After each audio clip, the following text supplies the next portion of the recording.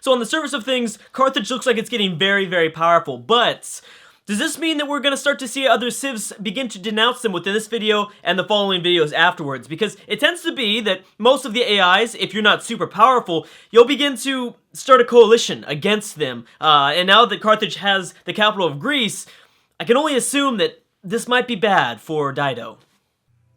We'll see. I mean, there aren't a lot of adjacent civs, besides, I guess, Spain, maybe Rome, but Rome doesn't have a powerful navy. The thing about Carthage is that she has a pretty awesome navy in both the Atlantic Ocean and in the Mediterranean. This is the time where she's using her unique units, and they're extremely powerful, as well as their boats are only going to continue to heal.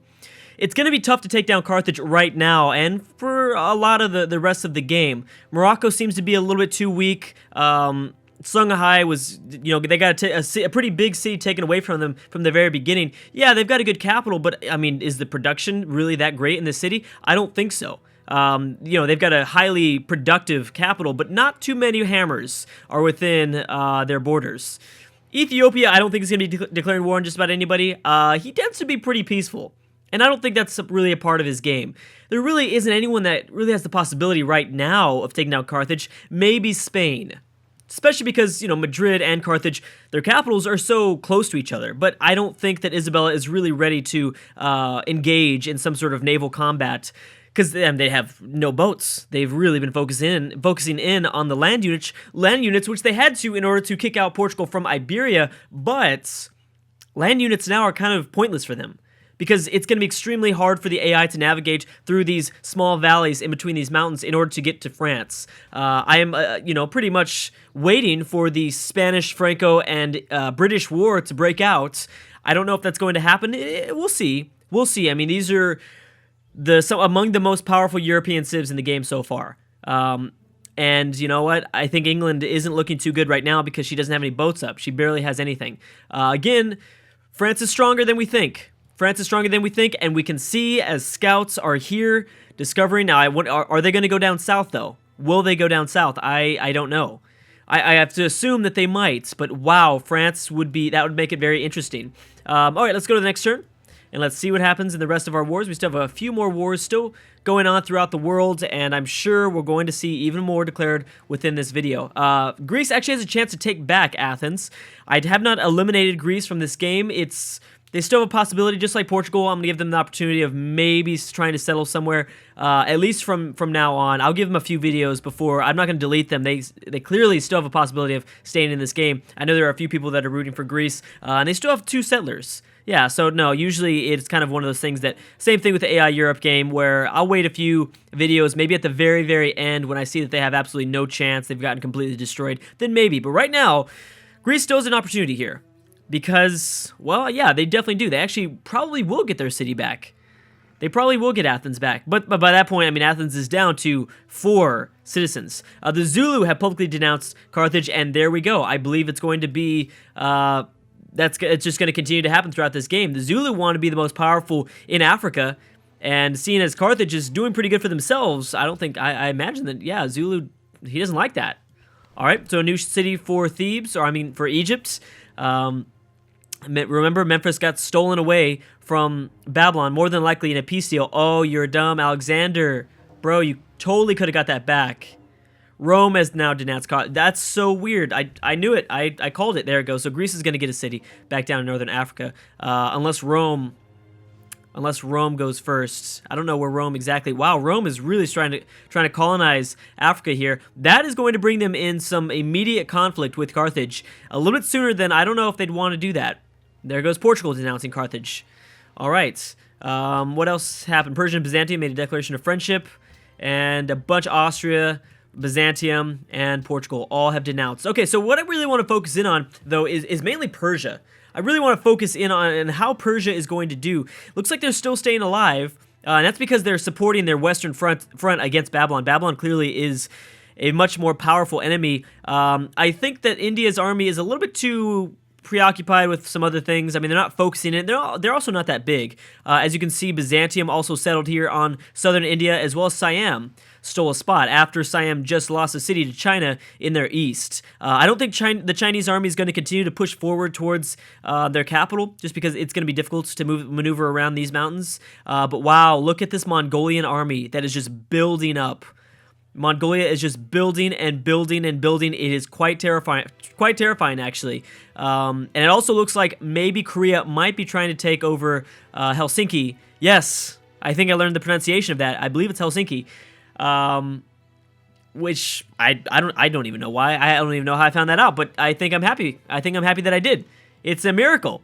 Unfortunately, Denmark is beginning to lose this northern city. They have 2 more ranged archers that hopefully will be able to maybe. I mean, I'm not necessarily rooting for one of these civs, but for Denmark's sake, I mean, they really have to hold on to these cities, or else they're done. Or else, I mean, they are really, really just not going to be in a good place right now. I'm going to keep my eye on the Persian Wars. Okay, so India has made peace with Theodora, I'm sorry. That's weird. That is very weird. And Byzantium, I'm very surprised at. Byzantium has just kind of a multitude of cities all throughout. They're not going to be able to protect their capital, though. That's the problem with kind of doing this colony-esque thing. I mean, I don't think I should necessarily call it a colony. There we go. So Attila declared war on Solomon. This is going to be a big-ass war. A big-ass war. Now, there is other wars going on in this game, but Poland, I think, is just going to roll over Denmark in the northern region of Scandinavia, and I don't think Persia is going to lose a city. Not yet, unless Babylon really begins to regroup their troops. That's about it. Also, by the way, Assyria is done. I'm so pissed off at Assyria for not settling that city. Actually, I'm not pissed off. It's just there must be a bug or something with the settlers where, at least in this mod particularly, they don't move their starting settler. They move the second settler. I guarantee you, they move their second settler, and that was just really taking up a lot of space, and it was affecting the civs that are already in this game. So, whatever. Like I said, they're gonna have their chance to. They're going to have their chance to redeem themselves whenever I decide to do the entirety of a Civ 5, every single Civ. I'd probably have to eliminate one because of the way I do it. More than likely it would be Venice, just because if it would be no city-states, I'd have to eliminate Venice.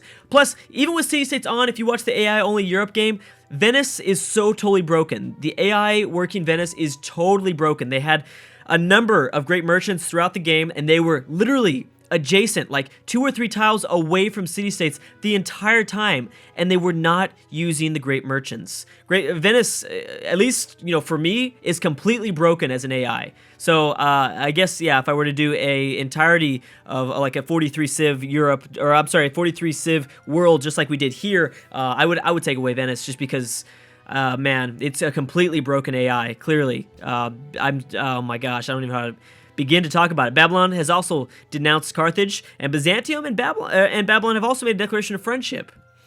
Okay, that's interesting. Okay, so I'm really focusing on here. Big warmongers in Eastern Europe going at it. What is going to happen? Okay, so India's made peace with Persia. Persia can focus in on their western front against Babylon. Looks like, actually, you know what? If Babylon doesn't start to reinforce their capital, they're not going to be looking too good.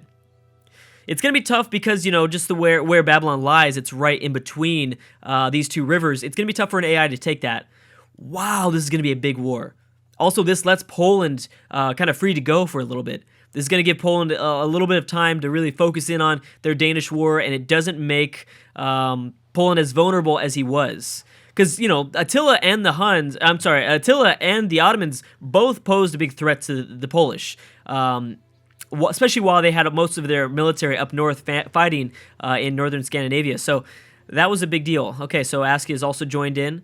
Austria and Babylon now made a declaration of friendship. Okay, so now the friendships are starting to kind of popping up everywhere. There's a big Korean military.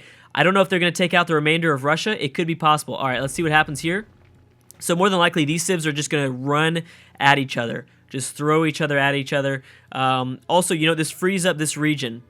We also have this region. I know it's a desert and it's not the best. As you can see, I turned off the resources to kind of clean up the map. I had a few suggestions for me to do that a few videos ago, and I think that does, especially, you know, obviously when we were looking at the Americas or Australia, or we're talking about something like this of this desert region. I'll turn on the resources occasionally, but it does clean up the map and make it a little bit more visually appealing. That way, kind of easier to keep track of things that are going on. But in terms of the desert, I mean, you are given access to iron, but that's about it. The oasis will provide a little bit of extra yield inside the middle of this desert, as well as this lake. I think this is the Caspian Sea. The Caspian Sea might be good for a little bit of food, since there's not much food inside of this desert, but I don't know. We'll see. All right, so Spain is now denounced Carthage, so it's only a matter of time before that coalition begins to be declared. Harun al-Rashid has completed the Machu Picchu wonder, and yeah, so Arabia has been doing a great job at building wonders. So has Japan, though. Weird to not see Egypt really kind of focusing in on this stuff. Oh my gosh, if you really look at this, technically speaking, I mean, you know, there are a lot of forces back behind these cities that the Huns control. Oh, wait, what are you doing, man? Don't move your stuff over there. Your capital is becoming more and more vulnerable. Could you imagine if the Ottomans take over Attila's court? I mean, they've upgraded all of their battering rams to trebuchets, which is not smart. They still have control of their horse archers, which are definitely not one of their best. I mean, obviously, you know, Attila is known for his battering rams because they get to just roll over cities. But because, you know, technically, I think it would have been smarter for them to keep a hold of the battering rams. Whenever I play as the Huns, I keep with the battering rams. I don't upgrade to trebuchets until I have access to cannons. I don't know if that was the best choice, because I don't think they have a promotion that upgrades over. I don't think, but I'm not 100% on that. They might. I thought the strategy for the Huns was to not upgrade to trebuchets when you can. At least keep around at least 1 or 2 battering rams at the very least. But the AI did upgrade, which maybe wasn't the best idea. Perhaps. I don't know. We'll see. The Ottomans are now moving into Attila's court territory. And Persia's now beginning to throw units at the capital.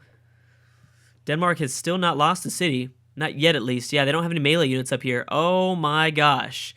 You don't have any melee units up. That's an issue.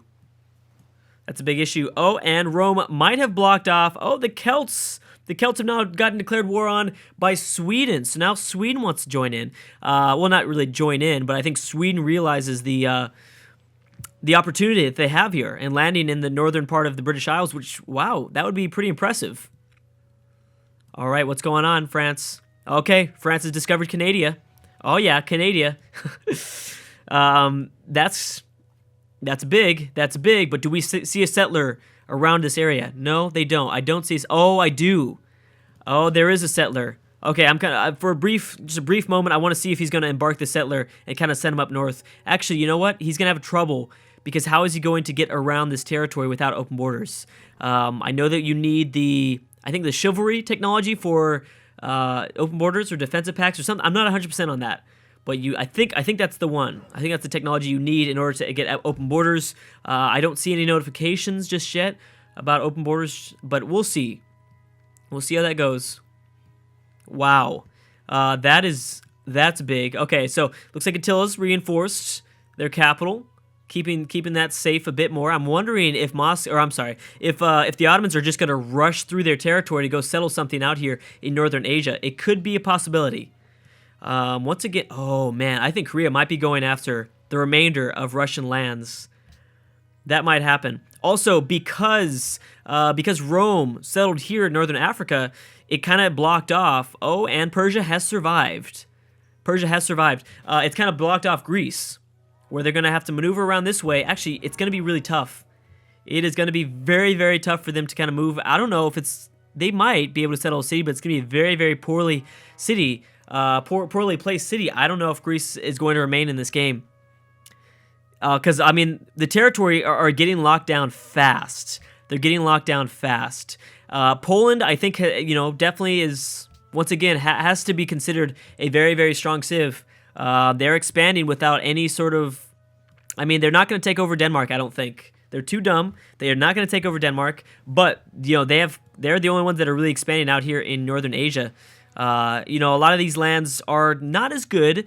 A lot of them are kind of... Well, it looks like the Huns are going to get some more. But a lot of these lands aren't the best. They are kind of tundra and ice. That's not great, but I think that you have to consider them as one of the most powerful civs, at least in Europe right now, in Eastern Europe.